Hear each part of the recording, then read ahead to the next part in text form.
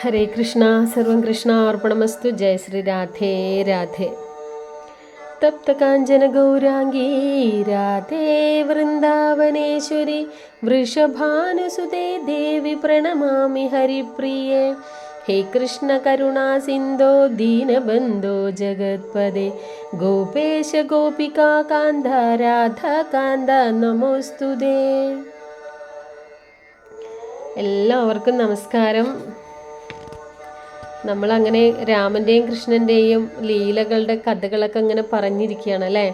അങ്ങനെ നമ്മുടെ യശോദമ്മ രാമായണത്തിൽ ശ്രീരാമൻ്റെ കഥയൊക്കെ പറഞ്ഞു കൊടുക്കുന്നതാണ്. അപ്പോൾ ഇന്ന് നമുക്ക് ഉലൂഖാബന്ധനത്തിലെ കഥ കേട്ടാലോ.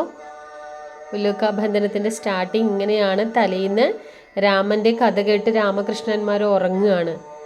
ഉറങ്ങിക്കഴിഞ്ഞ് നേരം വെളുത്തിട്ടുള്ള ആ ഒരു സംഭവമാണത്. ആ ഉറക്കത്തിലൂടെ കഥ അങ്ങോട്ട് കടന്നു പോവുകയാണ് ചെയ്യുന്നത്. അത് കഴിയുമ്പോൾ എന്താണ്? കൗസല്യ സുപ്രജ രാമപൂർവ സന്ധ്യാ പ്രവർത്തതേ ഉത്തിഷ്ഠ നരശാർദൂല കർത്തവ്യം ദൈവമാനികം.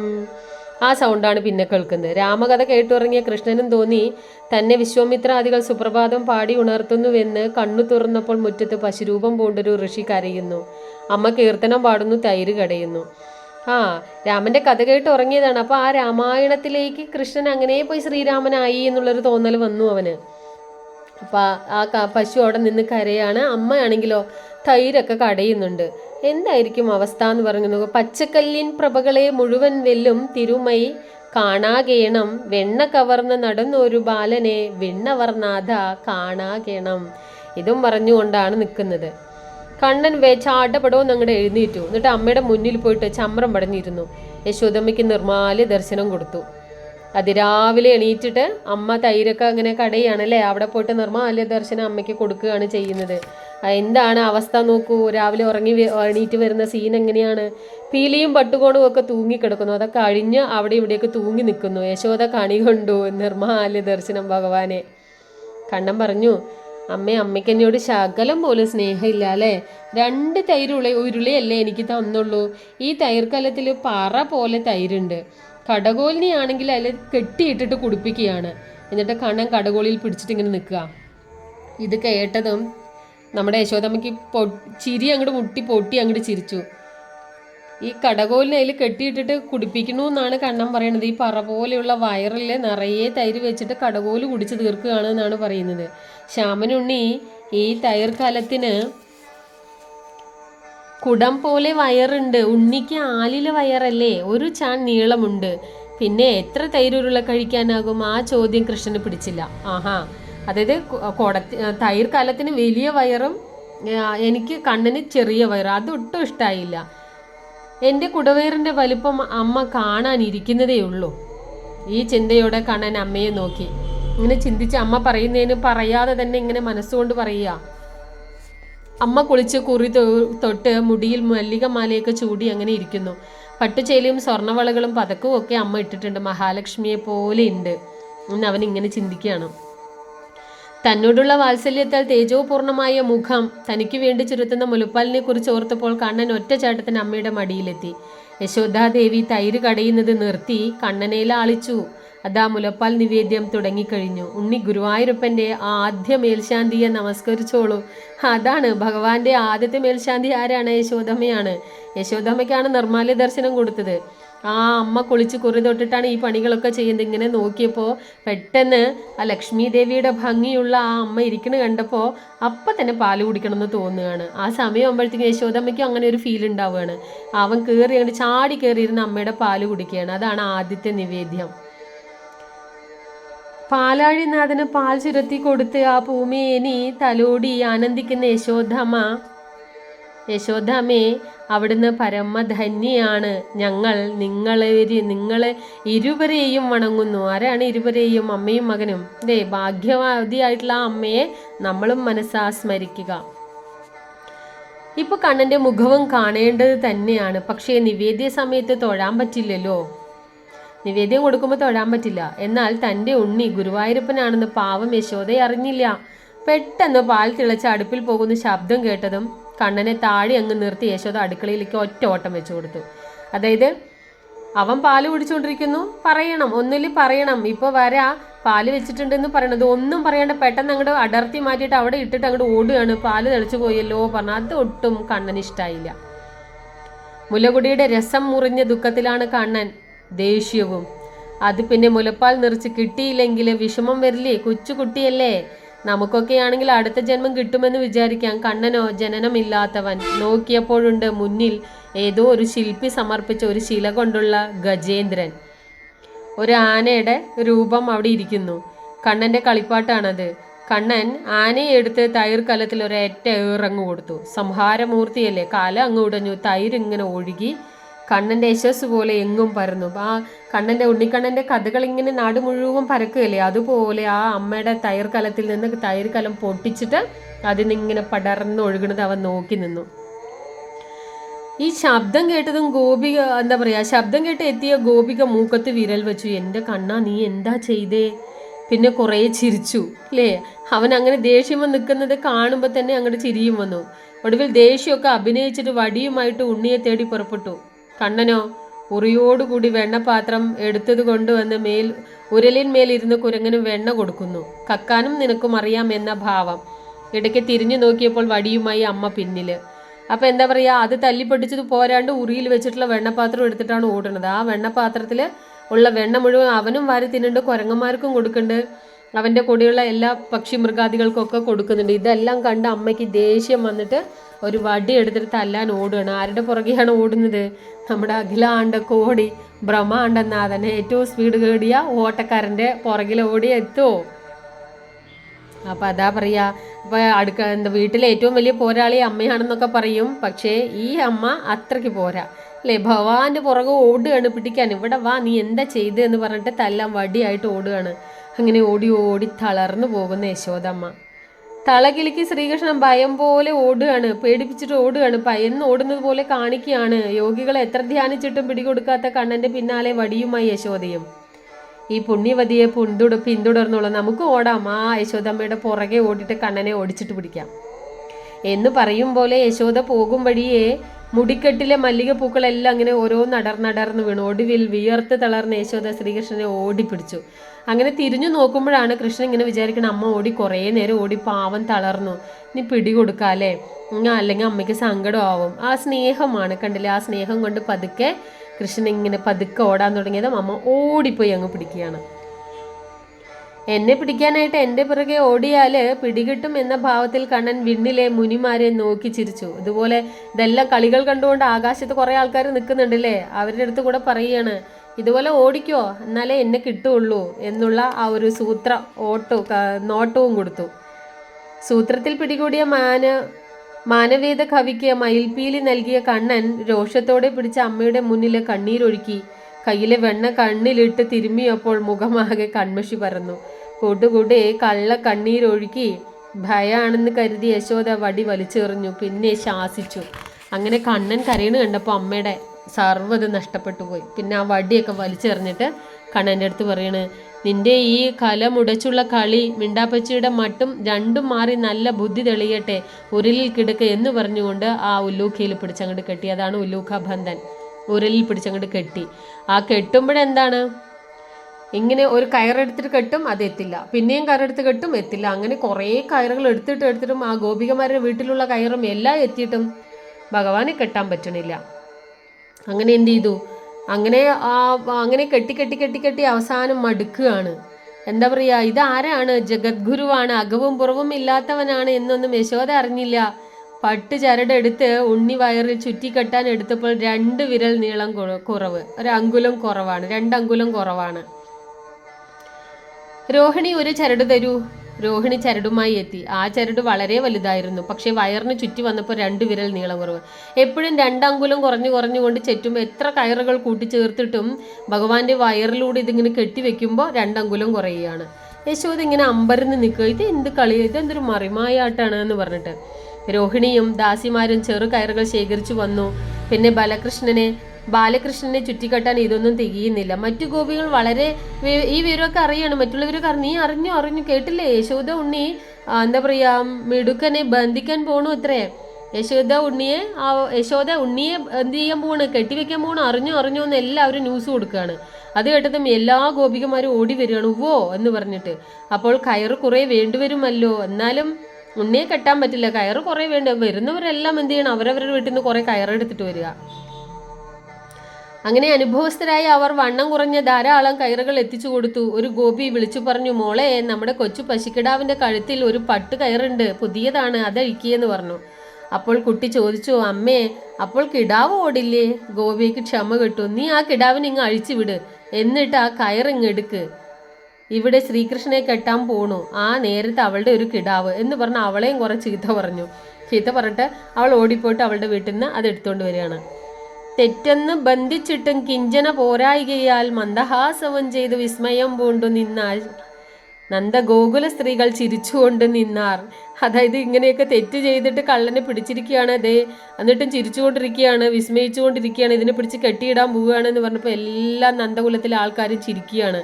അയ്യോ, ഇവനെ കെട്ടിയിടാൻ പോവുകയാണോ, ഈ കുസൃതിനെ കെട്ടിയിടാൻ പോവുകയാണോ ചോദിച്ചിട്ട്. ഞാൻ ബന്ധിക്കും, ഇവനെ എന്തായാലും ഞാൻ കെട്ടിക്കും എന്ന അഹംഭാവം യശോദയിൽ നിന്ന് അകന്നു. ഭക്തന്റെ ദൈന്യഭാവം കണ്ടാൽ ഹരി പിന്നെ പ്രസാദിക്കാറില്ല. അതായത് യശോദ ഇങ്ങനെ പറയാണ്, ഞാൻ കെട്ടാൻ പോണ് പറഞ്ഞ് ആ ഒരു ഭക്തൻ ഭഗവാനിലേക്ക് ഇങ്ങനെ അടുക്കുമ്പോൾ ഭഗവാൻ നമ്മളിലേക്ക് വരും. അപ്പോൾ നമ്മളിലേക്ക് ഭഗവാൻ വരുമ്പോൾ നമ്മളിലെ ആ ശത്രുതാ മനോഭാവം അങ്ങനെ അലിഞ്ഞില്ലാണ്ടാവുകയാണ്. നമ്മൾ എത്ര ദേഷ്യപ്പെടാമെന്ന് വിചാരിച്ചാലും ആ സമയമാവുമ്പോൾ അതങ്ങനെ ഒന്നും അല്ലാണ്ടായി പോകും. അങ്ങനെയല്ലേ, നമ്മൾ മക്കളെ തല്ലാൻ ഓടുന്ന സമയത്ത് തല്ല് കയ്യിൽ കിട്ടാതിരുന്ന ഭയങ്കര ഇതാണ്. കിട്ടിക്കഴിഞ്ഞാലോ അവർ നമ്മളെ ഒന്ന് വട്ടം കറക്കി അങ്ങ് പിടിച്ചാൽ മതി, നമ്മൾ അങ്ങനെ ഐസായി പോകും എന്ന് പറയുന്നത് പോലെ ഇവിടെയും അങ്ങനെയാണ്. എന്നിട്ട് യശോദ കണ്ണനെ അഭിനന്ദിക്കുന്ന പോലെ ഒന്ന് നോക്കി, അമ്മ ഏറെ പണിയെടുത്തു അല്ലേ, അതാണ് ചിന്തിക്കുന്നത്. കുറേ കയറെല്ലാം എത്തിച്ചിട്ടുണ്ട്, ഇതൊക്കെ ചുറ്റുന്നുണ്ട്, പക്ഷെ എത്തണ്ടേ, എപ്പോഴും രണ്ടങ്കുലം കുറഞ്ഞു പോവുകയാണ്. അപ്പോൾ അമ്മയ്ക്ക് ഭയങ്കരമായിട്ട് ക്ഷീണം ബാധിക്കുമെന്ന് പറഞ്ഞിട്ട് കണ്ണൻ തന്നെ അങ്ങ് വിട്ടുകൊടുക്കുകയാണ്. അപ്പോൾ യശോദയ്ക്കും തോന്നി, എൻ്റെ ഓമനക്കുട്ടനെ ബന്ധിക്കാൻ എത്ര പ്രേമപാശം, ഈ കുഞ്ഞു ചരടു മതി. അത്ഭുതം, ആദ്യം എടുത്ത ചരട് കൊണ്ട് തന്നെ യശോദ മഞ്ഞപ്പെട്ടിനു മീതെ ഉദരത്തിൽ കണ്ണനെ ബന്ധിച്ച് ഉരലിനോട് ചേർത്ത് കെട്ടിയിട്ടു. സ്നേഹത്തോടുകൂടി ഒന്ന് നോക്കിയപ്പോഴത്തേക്കും കണ്ണൻ അതിൽ വീണുപോയി. ഇത്രയും കയറ് കൊണ്ടുവന്നിട്ട് ചുറ്റിക്കെട്ടിയിട്ട് കെട്ടാൻ പറ്റിയില്ല. ആദ്യം കൊണ്ടുവന്ന കയറ് മാത്രം എടുത്തിട്ട് കെട്ടിയപ്പോൾ കറക്റ്റായി. അപ്പോൾ പ്രേമം, സ്നേഹത്തോടു കൂടി നമ്മൾ കണ്ണനെ നമ്മളും ഇതുപോലൊരു ചരട് എടുത്തിട്ട് നമ്മുടെ എവിടെയും കെട്ടിയിടുക. അപ്പോൾ കണ്ണൻ എവിടെയും പോവില്ല, നമുക്ക് കണ്ണൻ്റെ കൂടെ കളിച്ച് ചിരിച്ച് ഇവിടെ ഇരിക്കാം. സ്നേഹവും പ്രേമവും ഒക്കെ വേണം എങ്കിലാണ്, ഭക്തിയൊക്കെ വേണം എങ്കിലാണ് കണ്ണനെ നമ്മൾ തളയ്ക്കാൻ പറ്റുള്ളൂ. അപ്പോൾ എല്ലാവരും പറയണം, നന്നായി ദേവി യശോദേ, ഞങ്ങൾക്ക് ധ്യാനിക്കാൻ എളുപ്പമായി. ഇതാ എന്താ പറയുക, ഉപനിഷദാർത്ഥം ഉലൂഖലേ നിബന്ധം, ഇങ്ങനെ ഒരു പ്രസാദം വിധി ശങ്കരാദികൾ കൂടി ലഭിച്ചിട്ടില്ല. ഈ കൃഷ്ണൻ തൻ്റെ ഭൃത്യന്മാർക്ക് അധീനനാണ്, ഭക്തദാസനാണ് എന്നെല്ലാം വാനിൽ നിന്നും മഹർഷിമാർ പുകഴ്ത്തി. അതായത് ആദിശങ്കരനാണല്ലോ ഭഗവാനെ ഇങ്ങനെ കൊണ്ടാക്കിയത് അല്ലേ, അതായത് സ്ഥാപിച്ചത് ഓരോ ഭാഗത്ത് കൊണ്ട് സ്ഥാപിച്ചത് അദ്ദേഹമാണ്. അദ്ദേഹത്തിന് പോലും ഇതുപോലെ ഒരു ഭാഗ്യം കൊടുത്തിട്ടില്ല. ഉലൂഖബന്ധനം ഇതിൽ കെട്ടി. ഇനിയിപ്പം നമുക്ക് ഓർക്കാൻ പ്രാർത്ഥിക്കുമ്പോൾ മനസ്സിനെ ഏകാഗ്രീകരിക്കുവാൻ വേണ്ടിയിട്ട് ഭഗവാന്റെ ഉലൂഖബന്ധനം ഇങ്ങനെ ഓർക്കുക. ആ പ്രേമ പാശം കൊണ്ട് കെട്ടിയത്, ആ സ്നേഹപാശം കൊണ്ട് കെട്ടിയ ഭഗവാനെ ഓർക്കുമ്പോൾ നമുക്ക് മനസ്സെവിടെയും കൈവിട്ടു പോകില്ല. അവിടെ ഇരുന്ന് നമ്മുടെ മഹർഷിമാരും പറയുകയാണ്, ഇതുപോലൊരു വർണ്ണന അല്ലെങ്കിൽ ഇതുപോലൊരു രൂപം, ഇതുപോലൊരു കാഴ്ച വേറെന്ത് കിട്ടാനാണെന്ന് ആകാശത്തിരുന്നു കൊണ്ട് മഹർഷിമാരും പുകഴ്ത്തി. അങ്ങനെ നമ്മുടെ ഈ അമ്മമാരൊക്കെ ഗൃഹജോലിക്കായി അങ്ങനെ കെട്ടിയിട്ട് കഴിഞ്ഞ് എല്ലാവരും കാര്യങ്ങളൊക്കെ സാധിച്ചു. ഇനി അവരവരുടെ വീട്ടിൽ പോയി പണിയെടുക്കാൻ പോവുകയാണ്. അങ്ങനെ 4 വശത്തേക്കും പോയപ്പോൾ കൂട്ടുകാർ അടുത്തെത്തി. അമ്മമാരെല്ലാം പോയി, കൂട്ടുകാരന്മാരൊക്കെ മെല്ലെ അടുത്തേക്ക് വന്ന് ചോദിക്കുകയാണ്, നമുക്ക് കെട്ടിയിട്ട ആളുടെ അടുത്ത് വന്ന് ചോദിക്കുകയാണ്, കണ്ണാ ഇനി എങ്ങനെ കളിക്കും, നിന്നെ കെട്ടിയിട്ടിരിക്കുകയല്ലേ ഒരല്ലേ, എന്ത് ചെയ്യും, നീ എങ്ങനെ കളിക്കും എന്നായി. ഭഗവാൻ പറഞ്ഞു, ഇതെല്ലാം ഒരു കളിയാ, ഞാൻ തടി പിടിക്കുന്ന ആനയാണ്, നിങ്ങൾക്കറിയോ, നിങ്ങൾ ആനക്കാരാണ് കേട്ടോ, ഞാൻ ആനയാണ് കേട്ടോ. ഇങ്ങനെ പറഞ്ഞ് ഉരലും വലിച്ച് മുട്ടുകുത്തി കാണാൻ കാട്ടിൽ ചെന്ന് കയറി. അങ്ങനെ ഉരുണ്ട് അതും കൊണ്ട് അങ്ങോട്ട് പോവുകയാണ്. അവിടെ 2 അമരന്മാർ മരങ്ങളായി മരുതുവൃക്ഷങ്ങളായി നിൽക്കുന്നുണ്ടായിരുന്നു. കുബേരൻ്റെ മക്കൾക്ക് ശാപം കിട്ടിയിട്ട് മണിഗ്രീവനും ഒക്കെ നിൽക്കുന്നുണ്ടല്ലോ, അത് ഈ ഒരു മരം തന്നെ 2ആയി പിരിഞ്ഞിട്ട് നിൽക്കുകയാണ്. അപ്പോൾ അവിടെ നിൽക്കുന്നുണ്ടായിരുന്നു മരുതുമരം. വലിയ വീട്ടിലെ കുട്ടികളാണ്, കുബേരപുത്രന്മാരാണ്, നളകുബേരനും മണിഗ്രീവനും. അവർ മത്തരായിട്ട് വസ്ത്രവും കൂടി വലിച്ചെറിഞ്ഞ് ഗംഗാ നദിയിൽ സ്നാനം ചെയ്തിരുന്ന ഒരു കാലഘട്ടം ഉണ്ടായിരുന്നു. അപ്പോൾ തീർത്ഥപാദനായിട്ട് നാരദ മഹർഷി വരികയാണ്.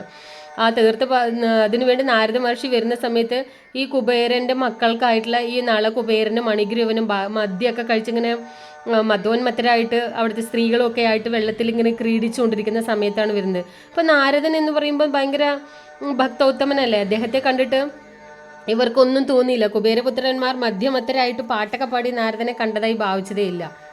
അത് നാരദന് ഭയങ്കര ദുഃഖം തോന്നി. എന്താണ് ഇവരിങ്ങനെയൊക്കെ ചെയ്യുന്നത്?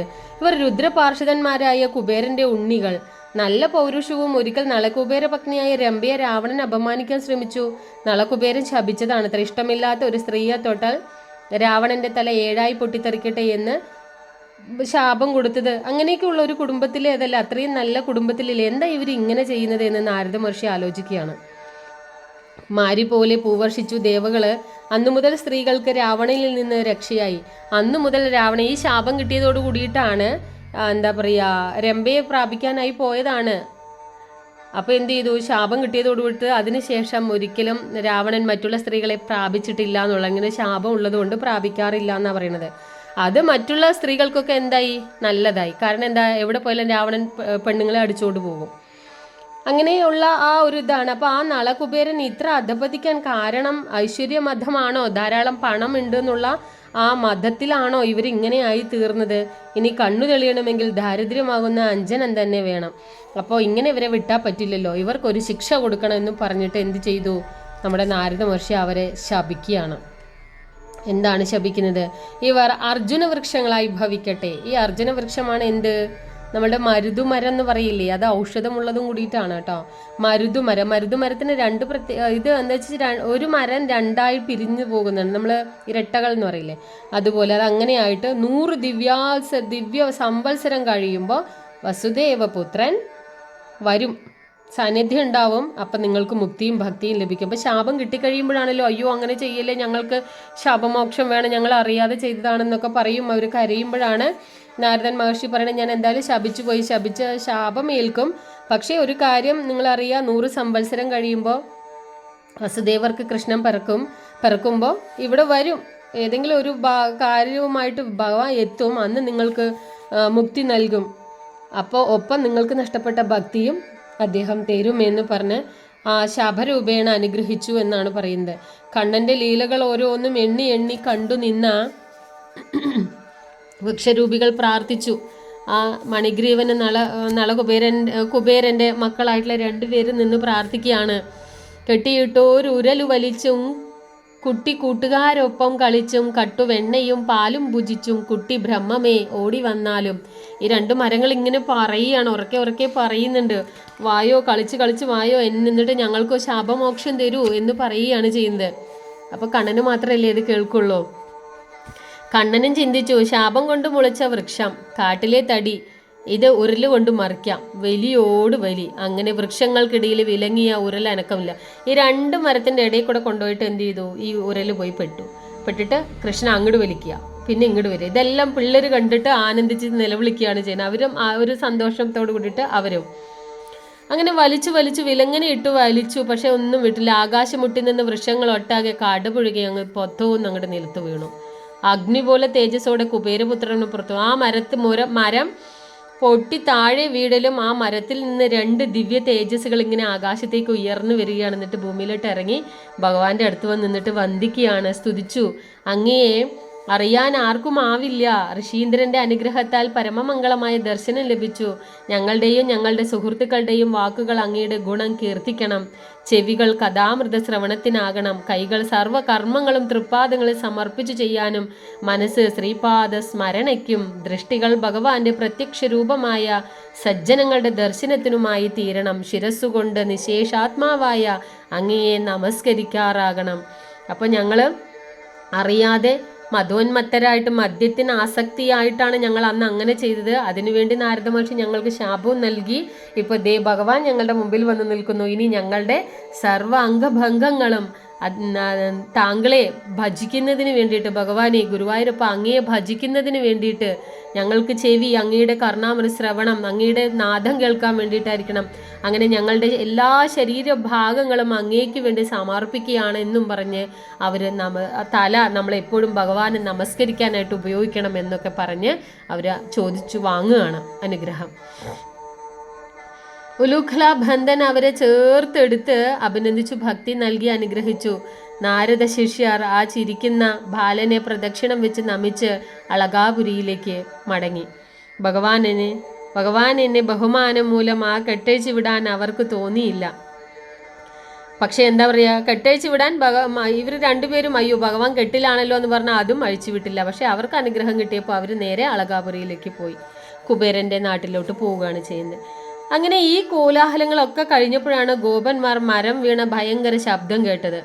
സർവരും ശബ്ദം കേട്ടടുത്തേക്ക് ഓടി വരികയാണ്. നന്ദഗോപരാണ് ചിരിച്ചുകൊണ്ട് കണ്ണൻ്റെ കെട്ടഴിച്ചത്. ഗോപന്മാർ ആശ്ചര്യത്തോടെ പറഞ്ഞു, മഹാവൃക്ഷം ഒരു കാറ്റുമില്ലാതെ എങ്ങനെ മറിഞ്ഞു? കണ്ണനുണ്ണിക്ക് ഒരു പോറലും ഇല്ലല്ലോ, അത്ഭുതം തന്നെ എന്ന് പറയാണ്. അതിലെന്താ അത്ഭുതം? കണ്ണനാണിത് മറിച്ചത്. കുട്ടികൾ പറയാണ് അതിലിപ്പോൾ എന്താ അത്ഭുതപ്പെടാനുള്ള, ഇതൊക്കെ കണ്ണൻ തന്നെയാണ് ചെയ്തത്, അത്ഭുതപ്പെടേണ്ട കാര്യമൊന്നും ഇല്ല എന്ന് പറഞ്ഞപ്പോൾ ആർക്കും വിശ്വസിക്കാൻ പറ്റില്ല. ഉരുളിട്ട് വലിച്ചു വൃക്ഷങ്ങൾ വീണു. ദേവകുമാരൻ പോലെ 2 ഏട്ടന്മാരും ഇറങ്ങി വന്നു. കണ്ണൻ്റെ അടുത്ത് എന്തൊക്കെയോ വർത്തമാനം പറഞ്ഞു. എന്നിട്ടോ അവരങ്ങനെ ആകാശത്തേക്ക് പറന്നുപോയി.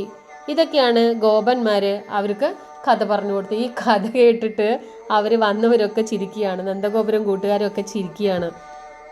മരം എന്താ പറയുക, ഉരൽ കൊണ്ട് മരം വീഴുകയെ, ആ മരത്തിൽ നിന്ന് 2 ദിവ്യ ശിശുക്കൾ ഉണ്ടായിന്നോ വർത്തമാനം പറയും, ഏട്ടന്മാരുണ്ടായി എന്നൊക്കെയാണ് പറയുന്നത്.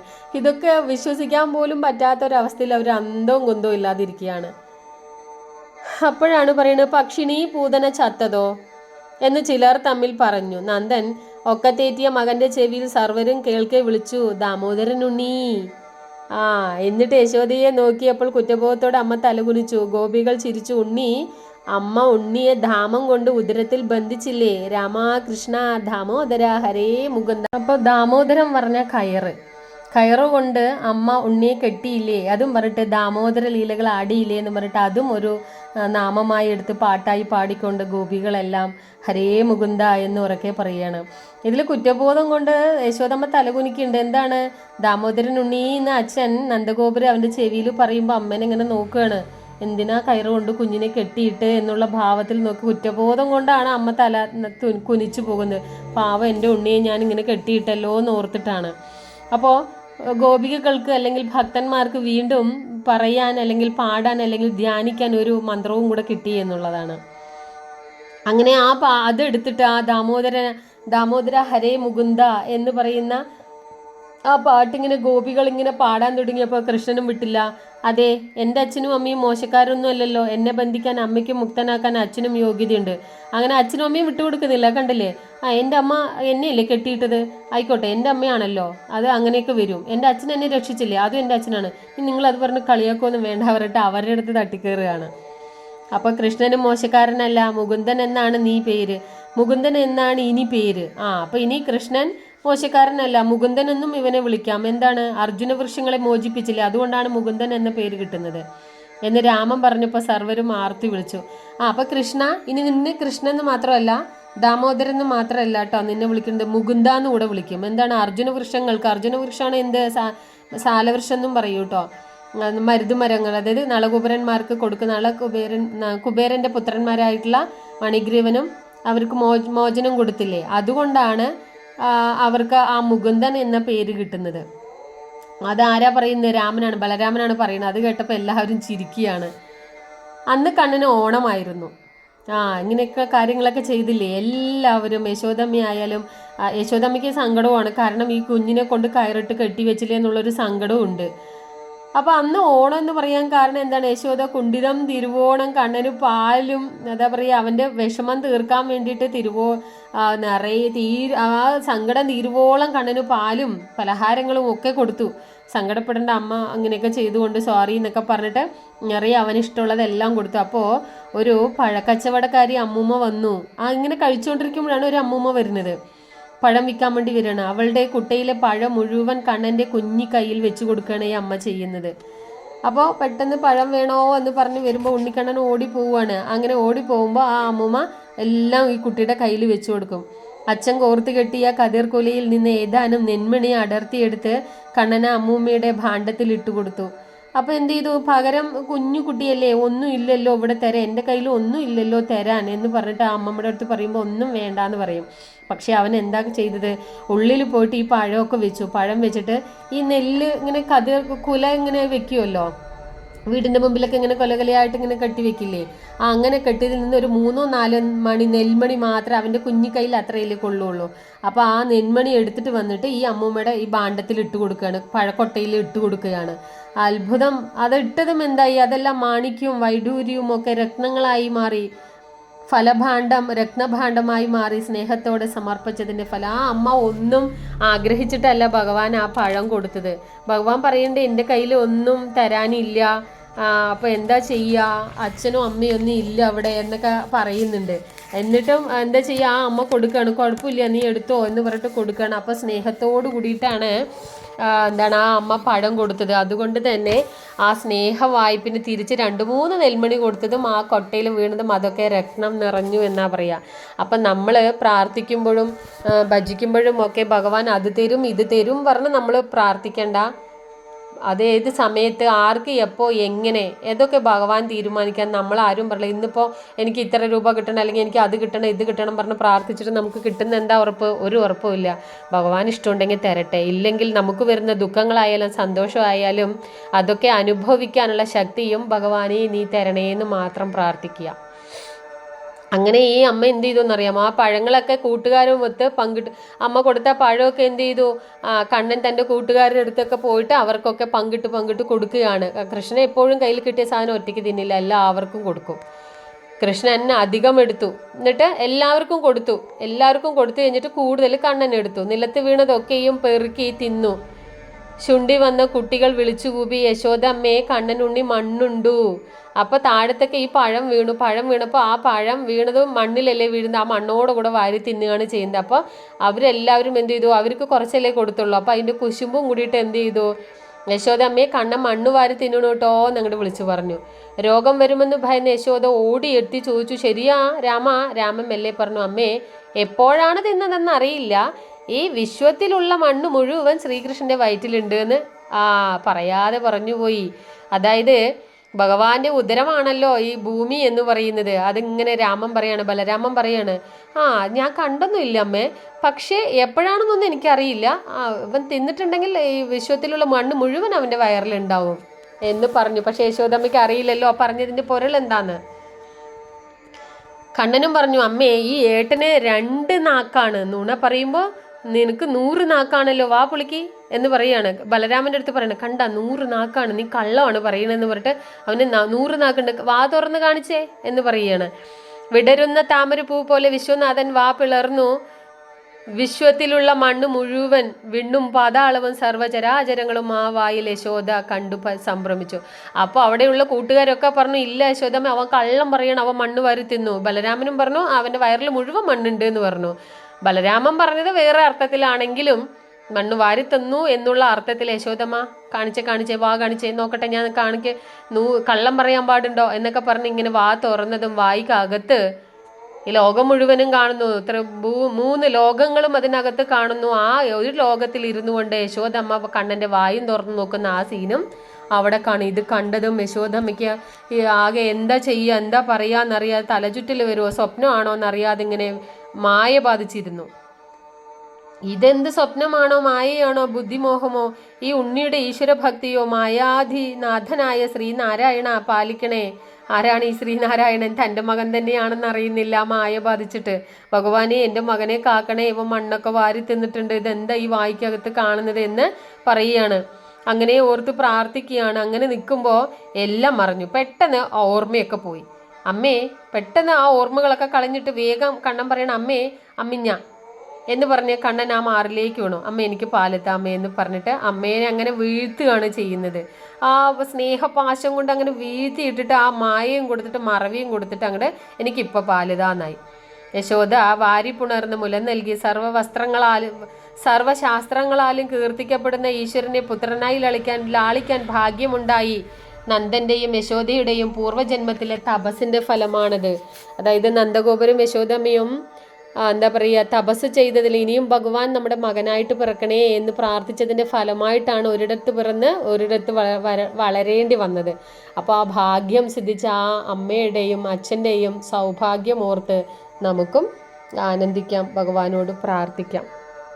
ഇതാണ് രാമൻ്റെയും കൃഷ്ണൻ്റെയും ഒക്കെ കുസൃതികൾ നിറഞ്ഞ ആ ഒരു ഉല്ലോകാബന്ധനവും കുബേരൻ്റെ മക്കളുടെ അഹങ്കാരം ശമിപ്പിക്കാൻ വേണ്ടി എനിക്കെല്ലാം ഉണ്ട് എന്നുള്ള ആ അഹംബോധത്തെ ഇല്ലാതാക്കാൻ വേണ്ടി നാരദ മഹർഷി ശപിക്കുന്നതും ഒക്കെ ഇതിൽ നിന്നാണ്. അപ്പം നമ്മൾ ഒന്നുകൊണ്ടും ഒരിക്കലും അഹംഭാവം, നമ്മളിലെ അഹം ആദ്യം മാറ്റുക, ഞാൻ എന്ന ഭാവം മാറ്റുക, അപ്പോൾ എല്ലാം നമ്മളിലേക്ക് എത്തപ്പെടും എന്നുള്ളതാണ്.